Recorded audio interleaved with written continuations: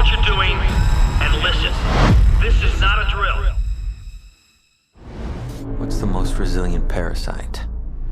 An idea. A single idea from the human mind can build cities.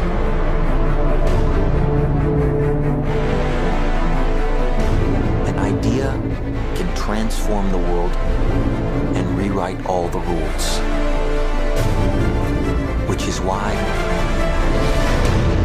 I have to steal it.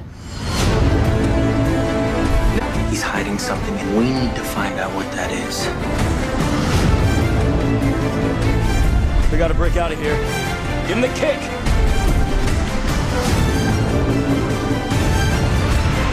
This was not a part of the plan! Wake me up! Wake me up!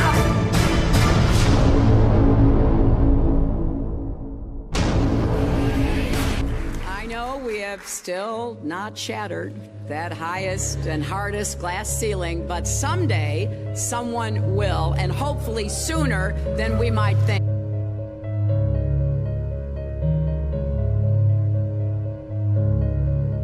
As the galaxies go whizzing by over the glass domed ceiling. Now tell me that doesn't work for you.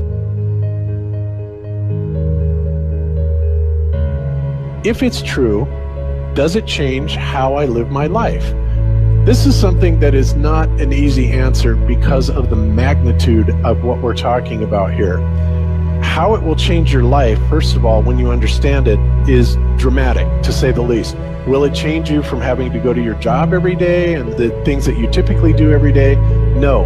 But when this knowledge becomes more mainstream and these agencies are starting to be held accountable, and you understand that they're all participating in this, not just the United States government, not just NASA, but China, Russia, India, all of them have space programs. They all have the same symbolism. They're all doing the exact same thing to their citizenry. And the first thing you have to understand about this is that the deception goes all the way to the top. And when I say all the way to the top, you have to kind of get rid of the notion that the people at the very highest levels are working together.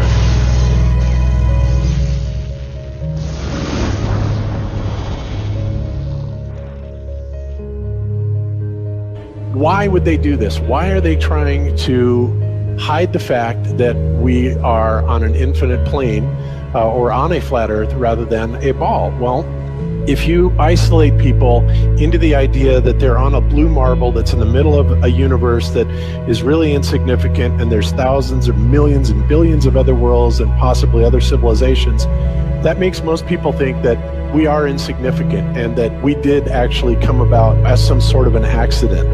Now, when people believe that, their minds are much more malleable into being given the idea that there is no God, there is no creator. And because of that, that also gives the controllers this fertile soil to build other deceptions on.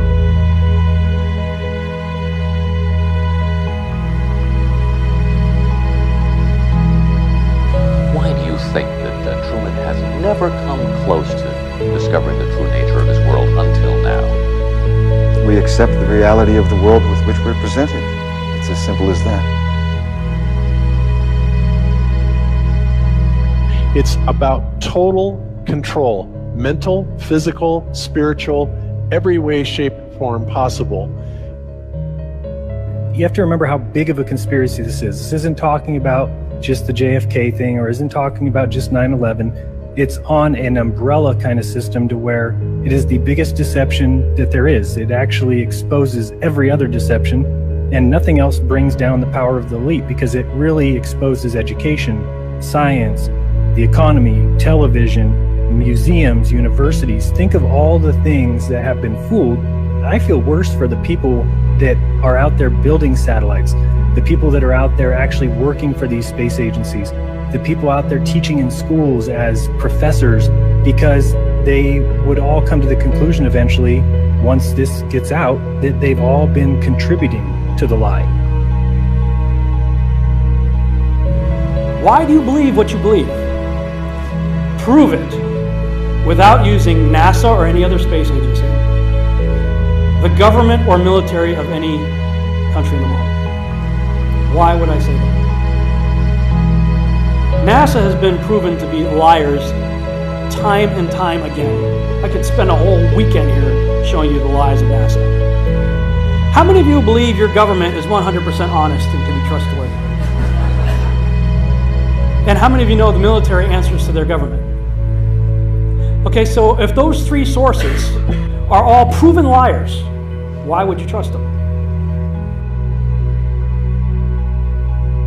Fool me once, right? Shame on you. Fool me twice, shame on me. I say, continue to believe pathological liars and you're an idiot. But that's what we've all done. And so, I look at these stuff, we've all seen the textbooks, we've all seen the videos and movies and all these things, and there's so much of it. Do you know what the budget NASA has? You know how much they get? How much money they get? Have you seen the movie Gravity? Okay.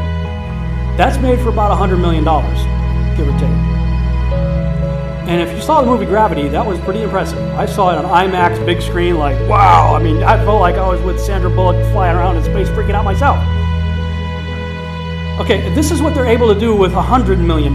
What are you able to do with tens of billions of dollars a year since the 60s?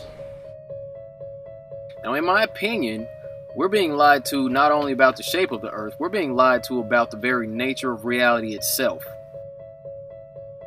In 1954, Admiral Richard Byrd, a highly decorated naval officer, conducted an interview where he alluded to the idea that there may very well be land beyond the poles. Admiral Byrd, you've been to both the North Pole and the South Pole. Is there any unexplored land left on this Earth that might appeal to adventurous young Americans? Yes, there is.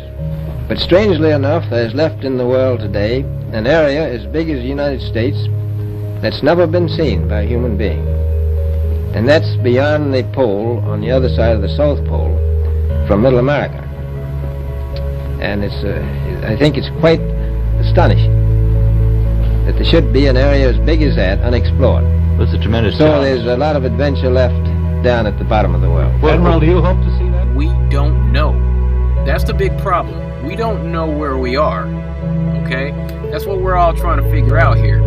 But there is the Antarctic Treaty where, 53 or so nations have signed saying that no one's going to lay claim to Antarctica and that there are massive restrictions for travel there. You can't just get up and go to Antarctica on your own.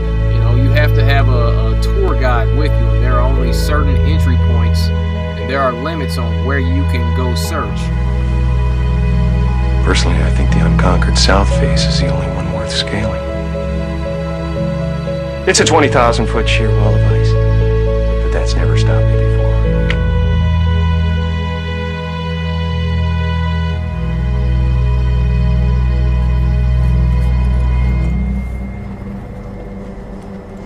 Welcome.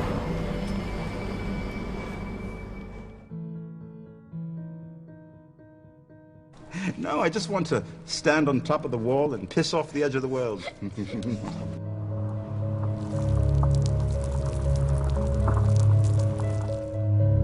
What difference does it make? What difference does it make? Yeah, that's their favorite line. Got a lot of people, what difference does it make? You can't figure out what difference it makes? If you can't figure out what difference it makes that the people running your world are lying to you over and over your whole life, if you can't figure out that someone lying to you is trying to control you, suppressing of information, of knowledge is control. Deception of information and knowledge is a form of control. So what difference does it make? It makes a big difference, because once they start omitting information or lying about information about where you live, they're doing it to control you, period. Why am I having to explain this to critical thinkers in the truth movement? The way you control billions of people is to keep them divided and fighting each other. Flat Earth is not a psyop. Flat Earth destroys the psyop. Every psyop that's been used to control us. For as as long as they've known about it. So this system has been in power and control for hundreds of years, ever since they convinced the rest of the world that they didn't know where they live. It created this fantastical scenario to make people feel insignificant and to follow those that appear to know better. Why is the flat earth so important? Because it shows the deception. And if everybody would just come together and demand answers, they would be in checkmate. They would not know what to do.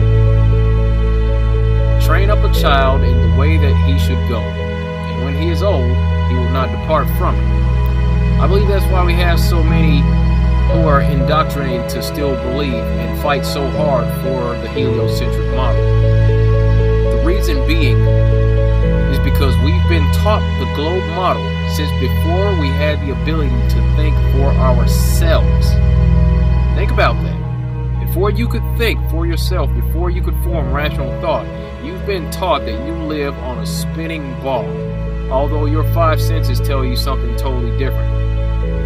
Our senses tell us that the earth is flat and stationary, that the sun and moon and the stars rotate above us just as we see, that they make their annual cycles in such a way that we can calculate days, months, and years of the passage of time, just like in Scripture. The earth in itself works like a well-designed timepiece, and we all know that any timepiece that we can think of has a designer. What if the lie is to hide the existence of that designer? What if they're lying to us about this because they're hiding God?